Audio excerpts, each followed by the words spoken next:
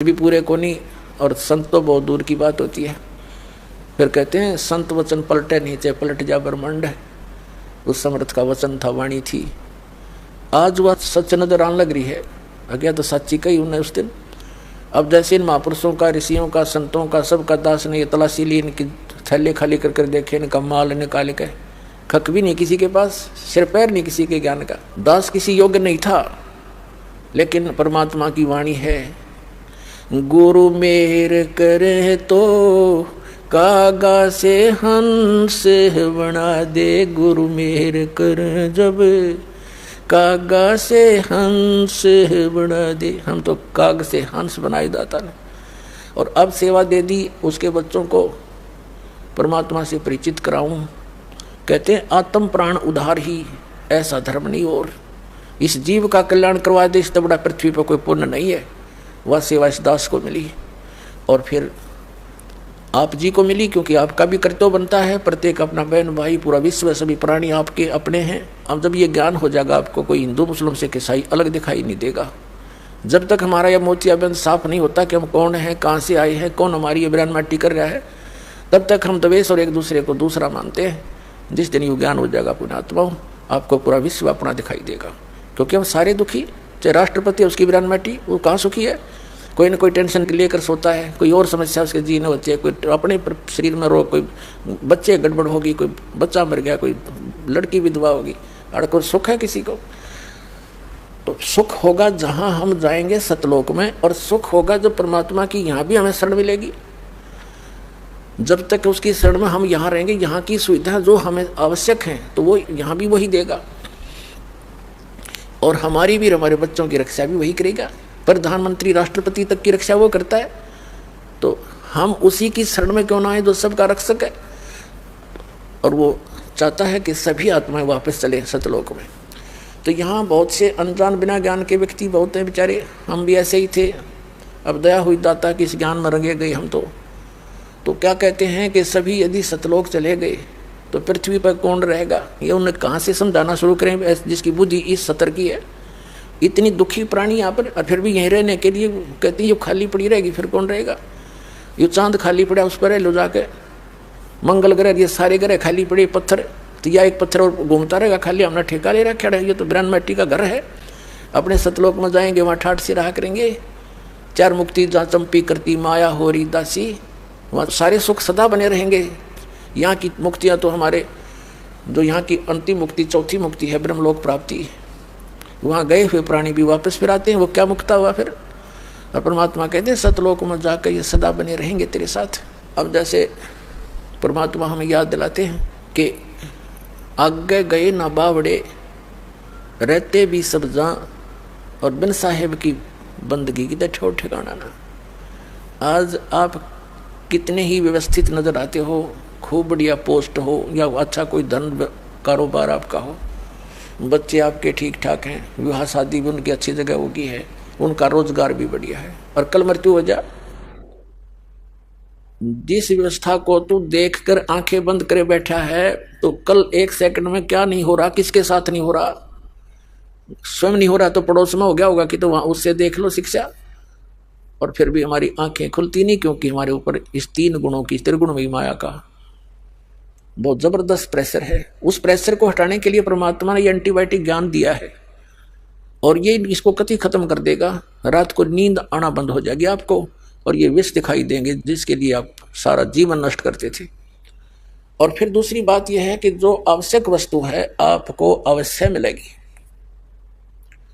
जब हम परमात्मा के इस ऑपरेशन थिएटर में आगे, हमारे जन्म मरण का रोग है आपके सभी का, हम सभी के जो यहाँ है, और जन्म मरण के रोग का और कितना ट्रीटमेंट नहीं कबीर परमात्मा के अतिरिक्त। और कबीर परमेश्वर ने इस दास को भेज दिया अपना सर्जन बनाकर, वो सारे औजार और सब औषधि और सब फार्मूले दे दिए जिससे जन्म मरण का रोग कटेगा।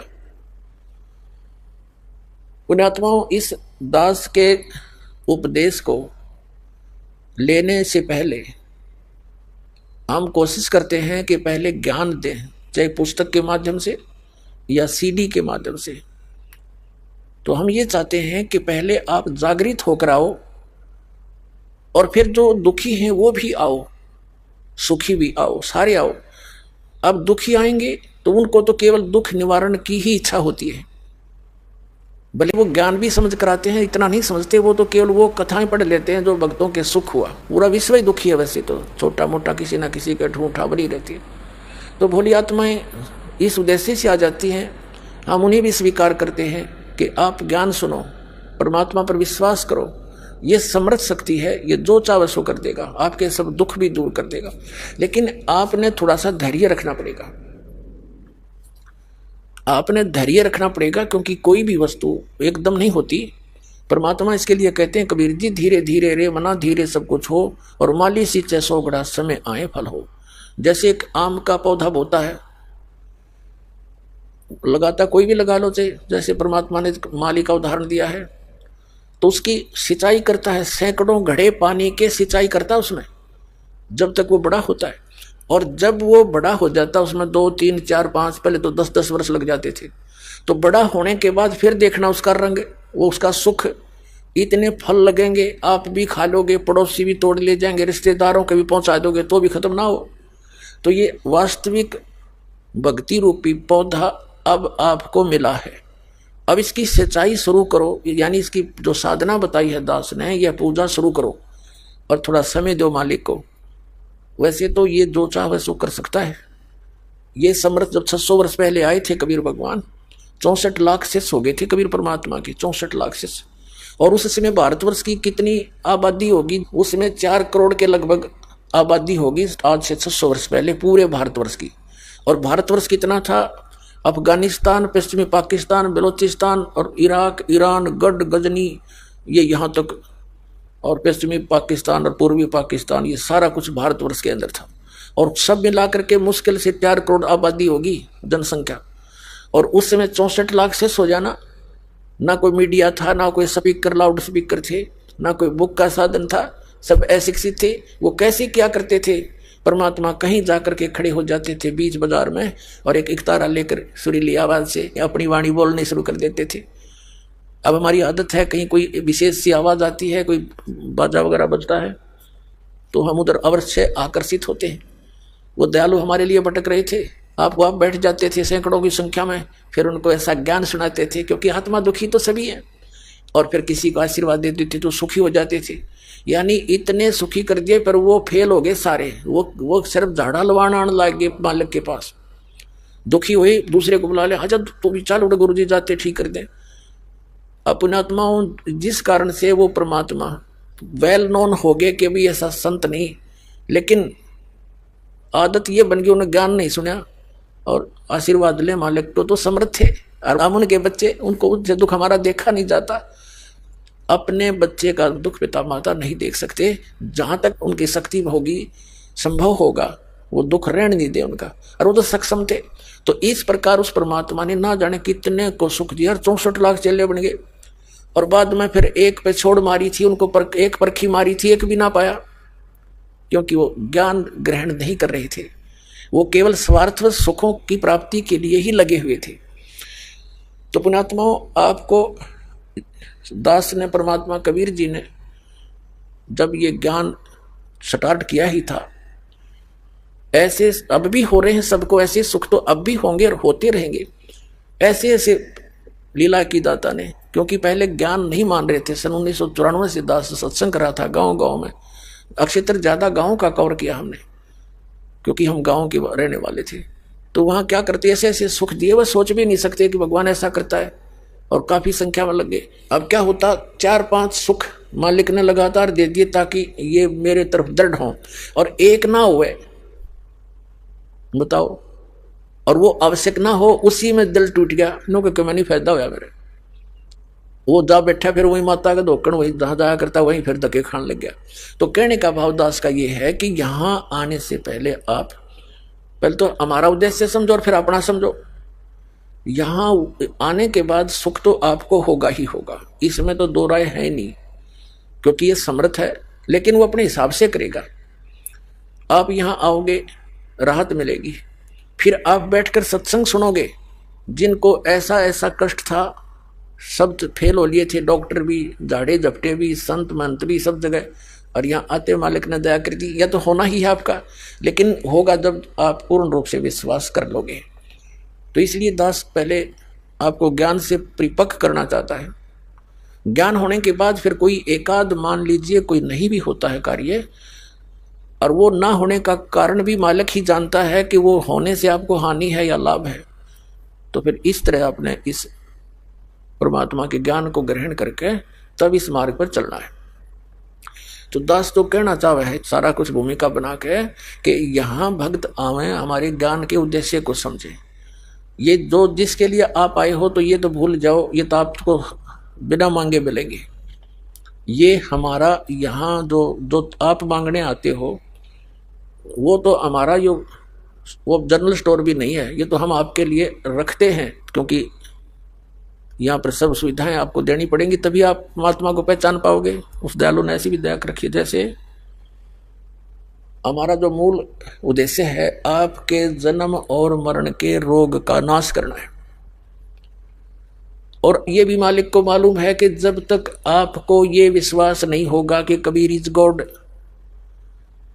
ये ज्ञान से, तो भी आप इस मार्ग पर सफल नहीं हो सकते। तीसरा, दाता को यह भी मालूम है कि कितना ज्ञान सुना लें, जब तक कोई यो कांटा नहीं निकलेगा इतने आवाज सुहावा नहीं। परमात्मा है, वो सब जानते हैं मेरे बच्चों को किस चीज की आवश्यकता है। तो आपके जो पाप रूपी कष्ट ये कांटे हैं, ये तो वो निकालेगा। उनके निकले बिना आपका विश्वास नहीं हो सकता कि भगवान है। नहीं तो कितने गीत गा लें हम, कितने प्रमाण दिखा लें, आपका कति विश्वास ना हो, तो वो परमात्मा वो भी विश्वास कराएगा आपको सुख भी देगा।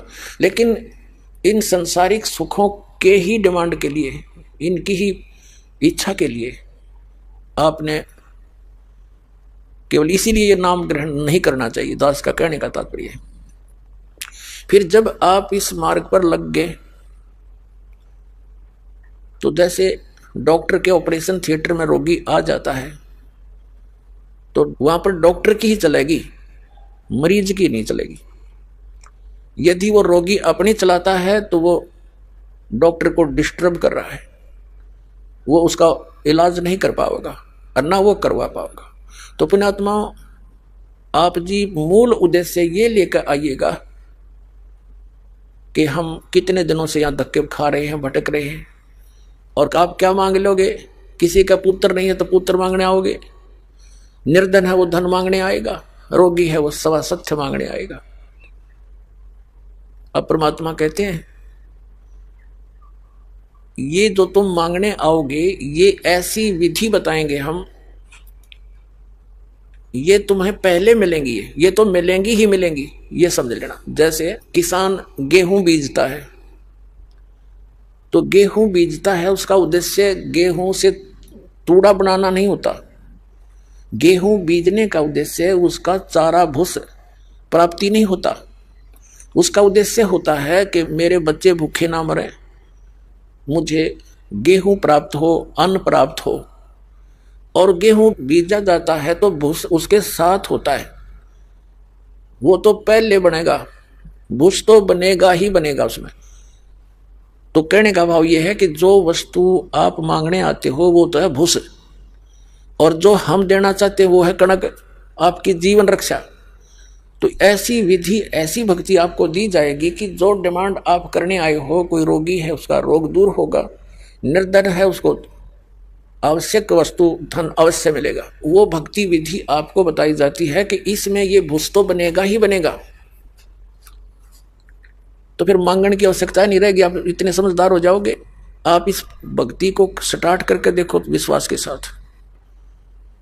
जो प्रथम मंत्र आपको दिया जाता है, ये हमारे शरीर के अंदर जो कमल बने हुए हैं, इन कमलों में जिस भी देव का आधिपत्य है उसके मंत्र दिए जाते हैं। ये उनकी पूजा नहीं है, पूजा में और साधना में अंतर होता है। जैसे हमने आम की आवश्यकता है, आम हमारा पूज्य है, आम प्राप्ति के लिए हम क्या करते हैं? मजदूरी करते हैं। धन कमाने के लिए पैसा चाहिए और पैसे से फिर आम मिलेगा।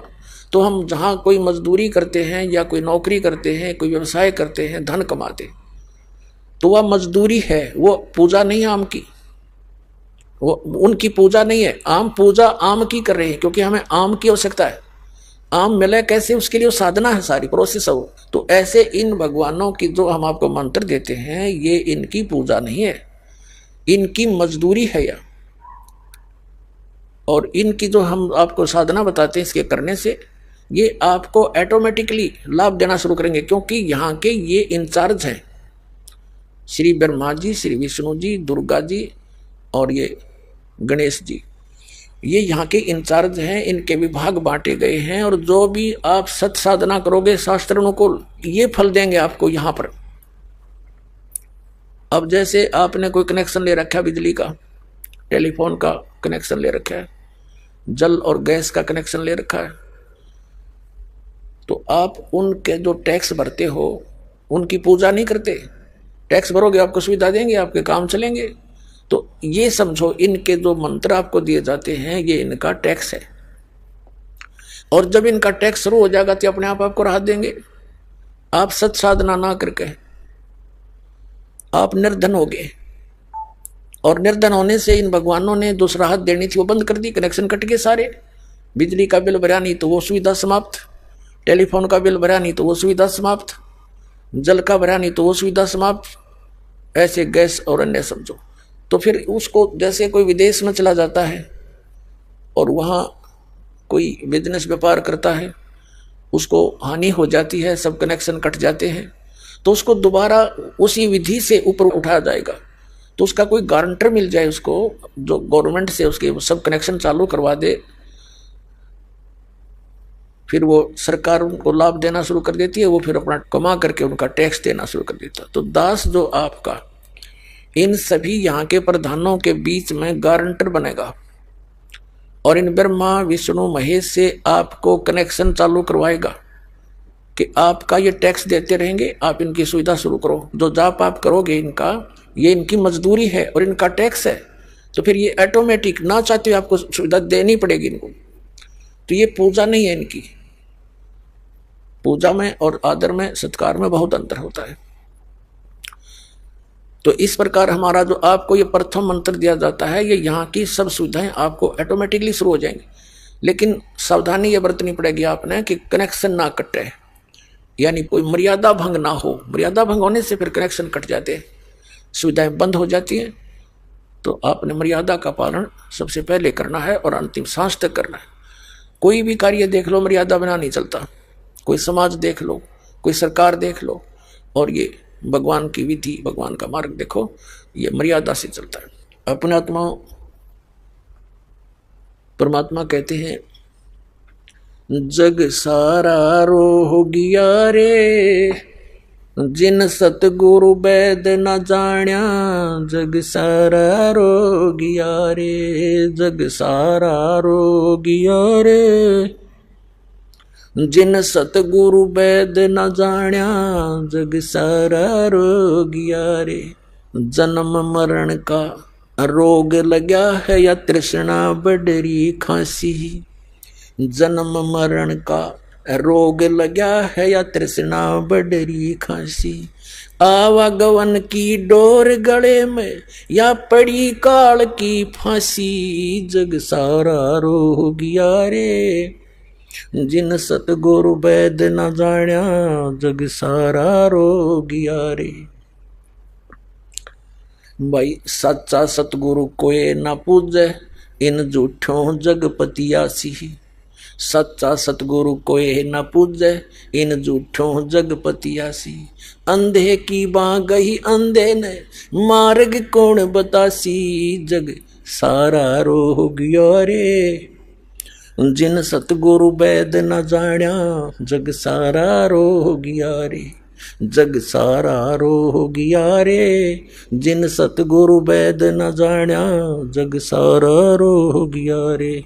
भाई देखा देखी गुरु शिष्य बन गए, किया ना तत्व विचारा, देखा देखी गुरु शिष्य बन गए, किया न तत्व विचारा, गुरु शिष्य दोनों के सिर पे यू काल ठोके पंजारा, जग सारा रो गया रे, जिन सतगुरु वैद न जाण्या, जग सारा रो गया रे, जग सारा रो गया रे, जिन सतगुरु वैद न जाण्या जग सारा रोगिया रे।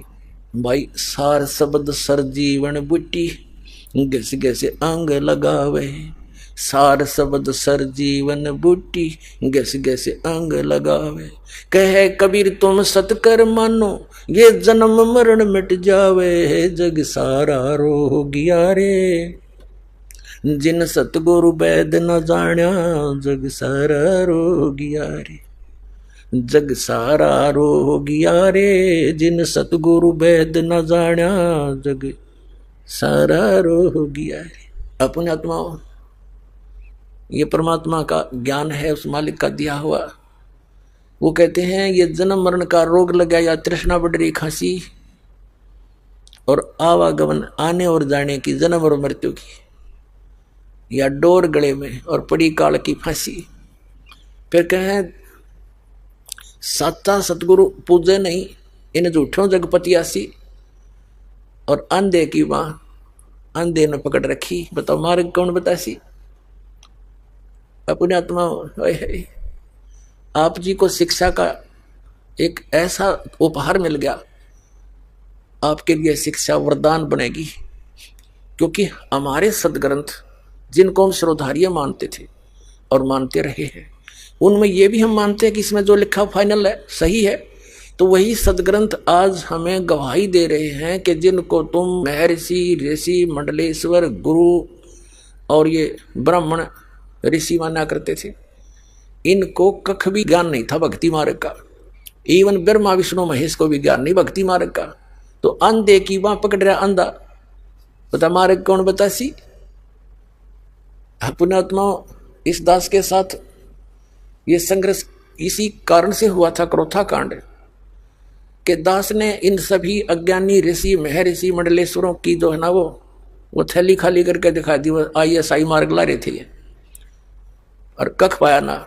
वेदों और गीता और पुराणों का नाम लेकर और ये जो अपना अनुभव बता करके हमें ज्ञान सुनाया करते थे, अब उनके अनुभव को और अपने आदरणीय सदग्रंथों से उसको तुलना करके दिखा दिया कि हमारे सदग्रंथ ये बताते हैं और ये नकली ये बताते हैं।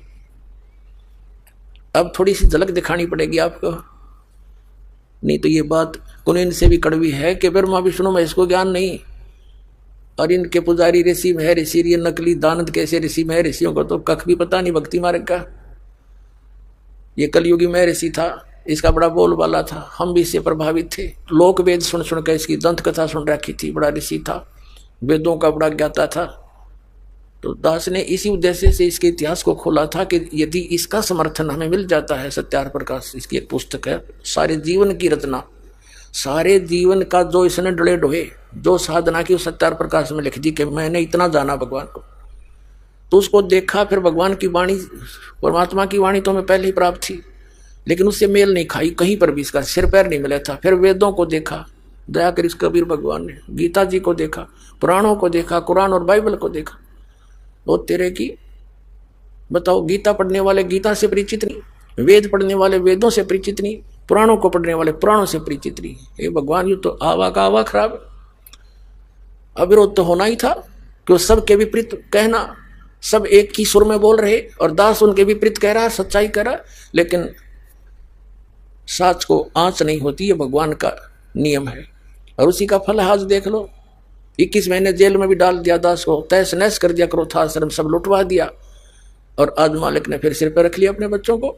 लेकिन हम किसी का बुरा नहीं मानते हैं, क्योंकि सभी अपने हैं। जैसे ये ऋषि में ऋषि थे जिनको हम बड़े पहुंचे हुए मान्या करते हैं, जैसे दुर्वासा जी के साथ यादवों के बालकों ने, यानी श्री कृष्ण जी के पुत्र प्रद्युम्न और 5-7 और इकट्ठे होकर दुर्वासा के साथ मजाक कर दिया।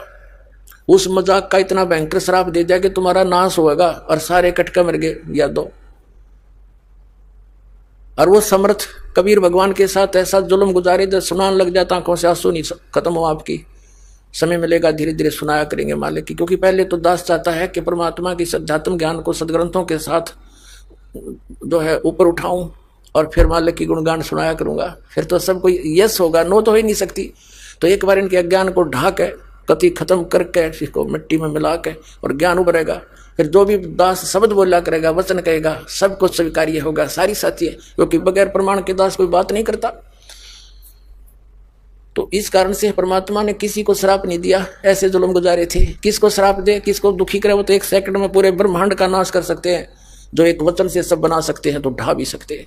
लेकिन अब पुण्यात्मा, जब आप इस दास के पद पर होते तो पता लगता, जैसे परमात्मा मालिक है वो तो चलो, वो किसने मारे सब, वो शेख तक की भी उन्हीं का बच्चा काल की भांगनी पी रहा था। एक शराबी बालक अपने पिता ने भी पीट दे, पर पिता का हाथ नहीं उठा करता बालक की तरफ, ठीक है भाई हौसला होगा जब आप पर नमस्ते करेगा।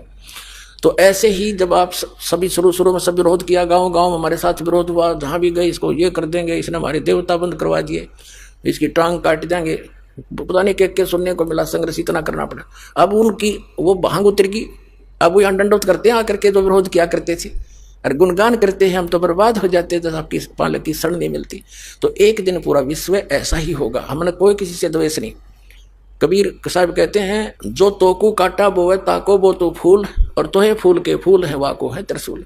और फिर हमारे साथ समर्थ है, फिर हमने किसी के साथ गिल्ला भी क्या है, जब मालिक साथ रहना चाहिए तो संसार तो फिर आपके साथ हो लेगा। जिसके साथ भगवान है तो हमारे साथ कबीर भगवान है, हम उसी के बच्चे हैं, सब अपने ही बच्चे हैं। दास का कति हृदय से दृष्टिकोण यही है, क्योंकि हमें ज्ञान हो गया, हमारा अंधेरा हट गया, हमने दूसरे कोई दिखाई नहीं देता। गरीब होते अमीर, हमने परमात्मा का बालक दिखाई देता है।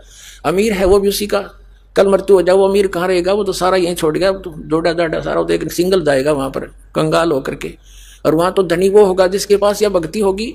कबीर सब जग निर्धना धनवंता ना कोए, और धनवंता सो जानिए जिस पर राम नाम धन होए।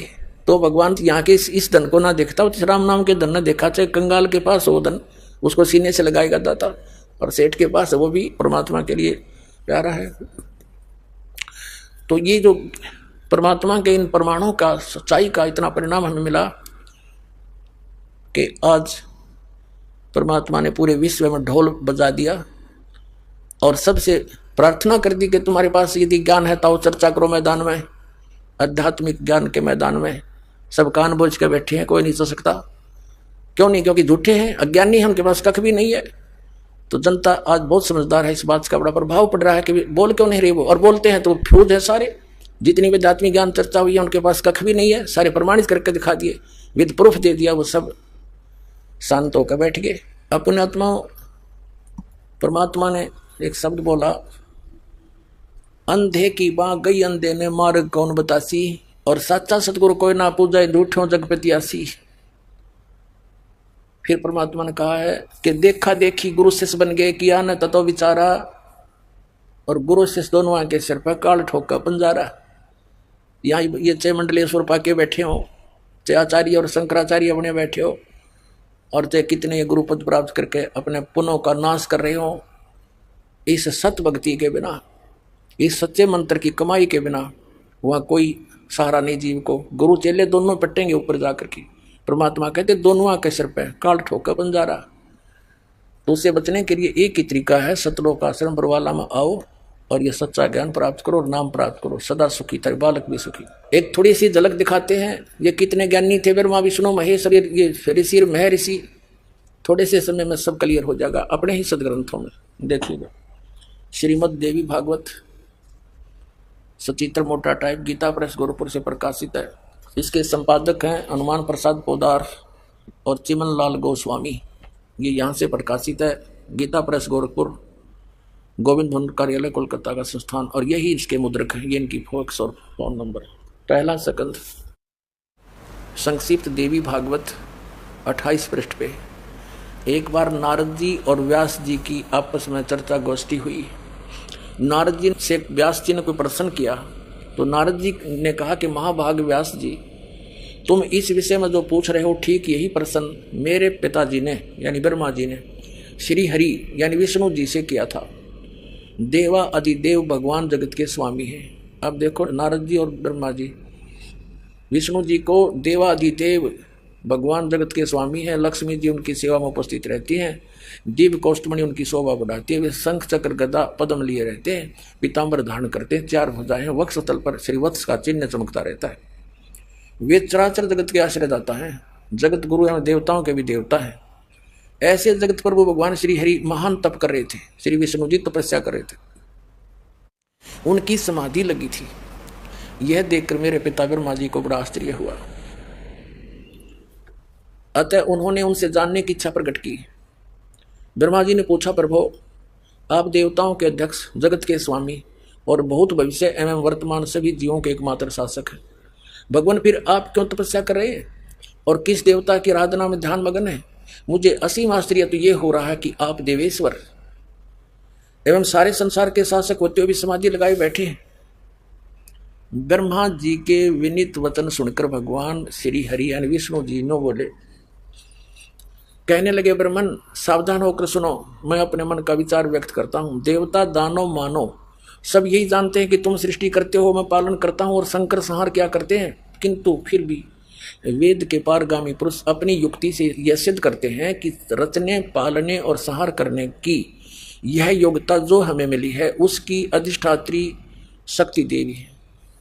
वे कहते हैं कि संसार की सृष्टि करने के लिए तुम में राजसी शक्ति का संचार हुआ है, मुझे सात्विक शक्ति मिली है और रुद्र में तामसी शक्ति का आविर्भाव हुआ है। उस शक्ति के अभाव में तुम इस संसार की सृष्टि नहीं कर सकते, मैं पालन करने में सफल नहीं हो सकता और रुद्र से संहार कार्य होना भी संभव नहीं। ब्रह्मा जी हम सभी उस शक्ति के सहारे अपने कार्य में सदा सफल होते हैं। सुवर्त प्रत्यक्ष और परोक्ष दोनों उदाहरण मैं तुम्हारे सामने रखता हूं, सुनो। यह निश्चित है कि उस शक्ति के अधीन होकर ही मैं प्रलय काल में इस शेष नाग की सैया पर सोता और सृष्टि करने का अवसर आते ही जाग जाता हूं। मैं सदा तप करने में लगा रहता हूं। उस शक्ति के शासन से मैं कभी मुक्त नहीं रह सकता। कभी अवसर मिला तो लक्ष्मी के साथ सुखपूर्वक समय बिताने का सौभाग्य प्राप्त होता है। मैं कभी तो दानों के साथ युद्ध करता हूँ।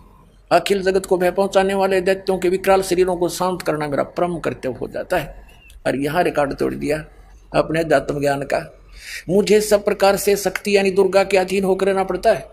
उन्हीं भगवती शक्ति यानी श्री दुर्गा जी का निरंतर ध्यान किया करता हूँ। ब्रह्मा जी मेरी जानकारी में इन भगवती शक्ति से बढ़कर दूसरे कोई देवता नहीं। आलिया अंत श्री विष्णु जी के अध्यात्म ज्ञान का ये कह रहे हैं कि मैं इस दुर्गा से ऊपर और कोई भगवान नहीं जानता, इससे ऊपर मैं किसी भगवान की जानकारी नहीं रखता और मैं इसी की पूजा करता हूँ। ठीक है। अब ये श्री देवी जी क्या कहती है? पुण्यात्मावाद हमने ऐसे इंटरनेट और सैटेलाइट बना लिए, कंप्यूटर बना लिए और ऐसा कुछ सारी सिस्टम बना लिए, टीवी और जो करना था उसकी तरफ हमारा ध्यान नहीं। अब हमारा सारा ध्यान इधर डाइवर्ट होएगा। हम छक लिए, इन थोड़े दिन में छक लेंगे सारे टीवी देख कर, सारे दिन बकवास सुन के उब जाएगी आत्मा गति। इस ज्ञान से फिर देखना नए सिरे इसका एक कैसा आनंद आएगा, इसको एकदम ऐसा सुख आएगा आपको इस भक्ति में, सृष्टि के किसी भी पदार्थ में नहीं है। और सतलोक चले जाएंगे फिर। अब देखना 7वां स्कंद 562 पृष्ठ पर संक्षिप्त देवी भागवत। और यहाँ देखना देवी के द्वारा हिमालय को ज्ञानोपदेश और ब्रह्म स्वरूप का वर्णन। श्री दुर्गा जी ने हिमालय राजा को ज्ञान सुनाया। श्री देवी कहने लगी, पहले तो उसने अपने बारे में बताया कि मेरी पूजा करेगा तो इतना लाभ है। लास्ट में उसको बता दिया राजा को कि केवल ब्रह्म साधना कर और सब पूजा छोड़ दे, मेरी भी छोड़ दे। ये देखना श्री देवी जी कहने लगी, पर्वतराज उस ब्रह्म का क्या स्वरूप है यह बतलाया जाता है, जो प्रकाश रूप सबके अत्यंत समीप में स्थित हृदय रूप गुहा में स्थित होने के कारण गुहाचर नाम से प्रसिद्ध है और महान पद अर्थात परम प्राप्य है। वह समस्त प्रजा के ज्ञान से परे है, अर्थात किसी की बुद्धि में आने वाला नहीं है, ये तुम जानो। जो परम प्रकाश रूप है और सूक्ष्म से अत्यंत सूक्ष्म है, जिसमें संपूर्ण लोक और उन लोकों में निवास करने वाले प्राणी स्थित हैं, वही यह अक्षर ब्रह्म है। वही सबके प्राण है, वही सबकी वाणी है और वही सबके मन है। वही एक परम सत्य और अमृत अविनाशी तत्व है। सौम्य उस भेदने योग्य लक्ष्य का तुम भेदन करो, मन लगाकर उसमें तन्मय हो जाओ। सौम्य उपनिषद में कथित महान अस्त्र रूप धनुष लेकर उस पर उपासना द्वारा तीक्ष्ण किया हुआ बाण संधान करो और फिर भावानुगत चित्त के द्वारा उस बाण को खींचकर उस अक्षर रूप ब्रह्म को ही लक्ष्य बनाकर भेदन करो। प्रणव यानी ओम तद अनु समझो और जीवात्मा बाण है और ब्रह्म को उसका लक्ष्य कहा जाता है। अब ये क्या कहना चाहती है देवी जी कि ओम नाम जाप कर और ब्रह्म को पाने का टारगेट रख बस इतनी सी बात है, अब आगे देखो क्लियर करती है। अब देखो यहां देखना, अक्षर ब्रह्म भी कहा है इसी ब्रह्म को इस देवी ने, यहां देखना इसको, वही ये अक्षर ब्रह्म है। और यहां भी अक्षर ब्रह्म कहती है, और फिर कहती है ओम धनुष से जीवात्मा बाण है, ब्रह्म को उसका लक्ष्य कहा जाता। ये अक्षर ब्रह्म और ब्रह्म ये एक ही बता रही है। देखो पुण्यात्माओं, आपको पता चलेगा कौन कितने पानी में। अब जैसे आपने श्रीमद् भगवत गीता अध्याय नंबर 15 के श्लोक नंबर 16 और 17 में बहुत बार दिखाया है, उसमें 3 पुरुष हैं, एक सरपुरुष, एक अक्षर पुरुष और तीसरा उत्तम पुरुषत्व अन्य, जिसको परम अक्षर पुरुष कहते हैं। 8वें अध्याय के प्रथम मंत्र में अर्जुन ने गीता ज्ञानदाता से पूछा कि आपने 7वें अध्याय के 29वें मंत्र में जिस तत्वब्रह्म की जानकारी दी है कि उसको जानने के पश्चात और सारे अध्यात्म ज्ञान से परिचित और सब कर्मों से परिचित प्राणी केवल जरा और मरण से छूटने का प्रयत्न करता है और किसी वस्तु की डिमांड नहीं करता, तो किम तत्ब्रह्म, ऐसा क्या है वो ब्रह्म। 8वें अध्याय के तीसरे श्लोक में गीता ज्ञानदाता ने कहा कि वो परम अक्षर ब्रह्म है। तो गीता जी अध्याय नंबर 15 के श्लोक नंबर 16 और 17 में 3 पुरुष हैं, सर पुरुष ये ब्रह्म है, अक्षर पुरुष ये पर ब्रह्म है जो 7 संग ब्रह्मांड का स्वामी है, और सर पुरुष ये केवल 21 ब्रह्मांड का मालिक है। और 15वें अध्याय के 17वें श्लोक में कहा कि उत्तम पुरुष है तो अन्य परमात्मा इति उदाहरत है, यह लोग अवश्य विवर्ती अवय ईश्वर है। इन दोनों से, सर और अक्षर पुरुष से, उत्तम पुरुष यानी श्रेष्ठ भगवान तो कोई और है, वो परम अक्षर ब्रह्म है, और वही तीनों लोगों में प्रवेश करके सबका धारण पोषण करता, वास्तव में वो अविनाशी भगवान है। यहाँ सब विचलित है सब। अब देवी क्या कहना चाह रही है कि इसका इतना अध्यात्म ज्ञान है, वो अक्षर पुरुष और सर पुरुष में कोई भेद नहीं बता पा रही है। उसी को अक्षर पुरुष कहती है, अक्षर ब्रह्म कहती है, उसी को फिर ब्रह्म भी कहती है। कहने का भाव ये है कि यहाँ देवी क्या कहना चाह रही है कि और सब पूजाएं छोड़ दो, ब्रह्म की साधना करो। देखो श्री देवी भागवत का हम 7वां स्कंद पढ़ रहे हैं, 562 पढ़ दिया, अब 563 पर हम पढ़ रहे हैं। यहाँ आ रहे, ओम धनुष है, जीवात्मा बाण है और ब्रह्म को उसका लक्ष्य कहा जाता है। यहाँ आ गया नीचे, उस एकमात्र परमात्मा को ही जाने, दूसरी सब बातों को छोड़ दो। अब दुर्गा जी स्पष्ट कर रही है कि मेरी पूजा भी त्याग दो और सब बातें त्याग दो, केवल एक ब्रह्म की पूजा करो। आगे डिटेल देती है, देखना, उस एकमात्र परमात्मा को ही जानो, दूसरी सब बातों को छोड़ दे। यही अमृत रूप परमात्मा के पास पहुंचाने वाला पुल है। संसार समुद्र से पार करके अमृत स्वरूप परमात्मा को प्राप्त कराने का यही सुलभ साधन है। यहाँ बताया है कि उस हृदय में ही विविध रूप में प्रकट होने वाला परब्रह्म, उसी को परब्रह्म कह रही है। ये संचरण करता, अंतर्यामी रूप से वर्तमान रहता। इस आत्मा का यानी ब्रह्म का ओम के जप के साथ ध्यान करो, उससे अज्ञान में अंधकार से सर्वथा परे और संसार समुद्र से उस पार जो ब्रह्म है उसको पा जाओगे, तुम्हारा कल्याण हो। ओम नाम जाप करो, ब्रह्म पाना उद्देश्य रखो और इसमें तुम्हारा कल्याण हो जाएगा, उसको प्राप्त कर लोगे। वो कहाँ रहता है ये देखना, वह यह सबका आत्मा ब्रह्म ब्रह्मलोक रूप दिव्य आकाश में स्थित है, वहां रहता है ब्रह्मलोक में। अपने आत्मा हमने इस अध्यात्म ज्ञान को निर्णायक तरीके से जानना है। अब दुर्गा जी ने फाइनल कर दिया कि ब्रह्म की पूजा करो और ओम नाम का जाप है इसका, और ब्रह्मलोक में चले जाओगे। अब श्रीमद् भगवद गीता अध्याय नंबर 8 के श्लोक नंबर 13 में ये गीता ज्ञानदाता ब्रह्म है जो श्री कृष्ण जी में बोल रहा है, ये सरपुरुष, ये काल है। ये कह रहा है कि ओम इति एकाक्षरम ब्रह्म व्यवहारण माम अनुसमरण ये प्रयाति तो जन देहम सयाति